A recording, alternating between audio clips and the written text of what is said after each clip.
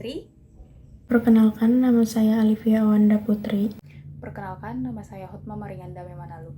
Perkenalkan, nama saya Triutami. Assalamualaikum warahmatullahi wabarakatuh. Nama saya Vanessa Berlian Pradina dari kelompok 2 Teori Akuntansi. Selanjutnya, untuk pokok pembahasan pada pertemuan 12 kali ini, kami berkesempatan untuk membahas materi mengenai penyajian dan pengungkapan laporan keuangan. Yang pertama yaitu mengenai pengertian penyajian dan juga pengungkapan. Apa sih penyajian? Penyajian adalah yaitu menurut ICPA atau American Institute of CPA, penyajian laporan keuangan adalah proses menyusun informasi keuangan dalam bentuk laporan yang dapat dimengerti oleh pihak-pihak yang berkepentingan. Sedangkan pengungkapan, menurut FASB atau Financial Accounting Standard Board, pengungkapan laporan keuangan mencakup memberikan informasi yang cukup untuk memungkinkan pemahaman penuh atas laporan keuangan, termasuk informasi tentang resiko dan juga ketidakpastian. Prinsip pengungkapan. Yang pertama, adequate disclosure, yaitu pengungkapan informasi oleh perusahaan dengan tujuan memenuhi kewajiban dalam menyampaikan informasi. Informasi yang diungkapkan sesuai dengan standar minimum yang diwajibkan. Kemudian yang kedua yaitu fair disclosure, yaitu pengungkapan yang dilakukan oleh perusahaan dengan menyajikan sejumlah informasi yang menurut perusahaan dapat memuaskan pengguna laporan keuangan yang potensial. Dan yang terakhir yaitu full disclosure, yaitu pengungkapan yang menyajikan semua informasi yang relevan. Penyajian dan pengungkapan laporan keuangan bank. Yang pertama, neraca. Bank menyajikan aktivitas dan kewajiban dalam neraca berdasarkan karakteristiknya dan disusun berdasarkan urutan likuidasinya.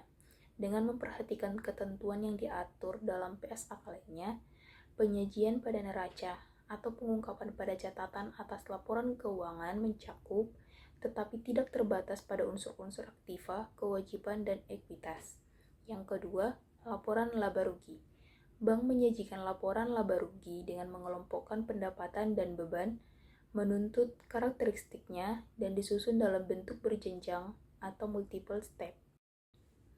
Yang ketiga, laporan perubahan ekuitas. Laporan perubahan ekuitas menyajikan peningkatan dan penurunan aktiva bersih atau kekayaan balik selama periode bersangkutan berdasarkan prinsip pengukuran tertentu yang dianut dan harus diungkapkan dalam laporan keuangan. Yang keempat, laporan arus kas. Kas dan setara kas terdiri atas pertama kas, yang kedua giro pada Bank Indonesia, yang ketiga giro pada bank lain. Selanjutnya ada penyajian dan pengungkapan laporan keuangan pada bank. Di sini ada laporan arus kas, analis jatuh tempo aktiva dan kewajibannya. Yang pertama ada bank harus mengungkapkan analis aktiva dan kewajiban menurut kelompok jatuh temponya berdasarkan periode yang tersisa. Kedua, ada contoh periode waktu yang digunakan sebagai dasar pengelompokan.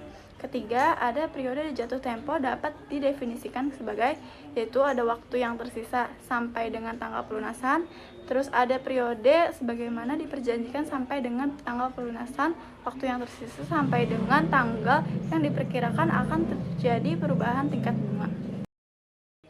Slide selanjutnya ada catatan atas laporan keuangan pada bank yang memberikan penjelasan dan informasi tambahan terkait dengan posisi keuangan, kinerja operasional, dan risiko-risiko yang dapat dihadapi oleh bank. Komitmen, kontingensi, dan unsur-unsur di luar neraca of balance item. Unsur-unsur di neraca mencakup kewajiban dan aset yang tidak tercantum secara langsung di neraca tetapi dapat berdampak signifikan pada posisi keuangan dan kinerja entitas. Selanjutnya, pentingnya pengungkapan memberikan gambaran yang lebih lengkap dan akurat tentang risiko-risiko potensial serta membantu pemakai laporan keuangan. Agreement adalah janji atau perjanjian yang mengikat suatu entitas untuk melakukan tindakan tertentu di masa depan.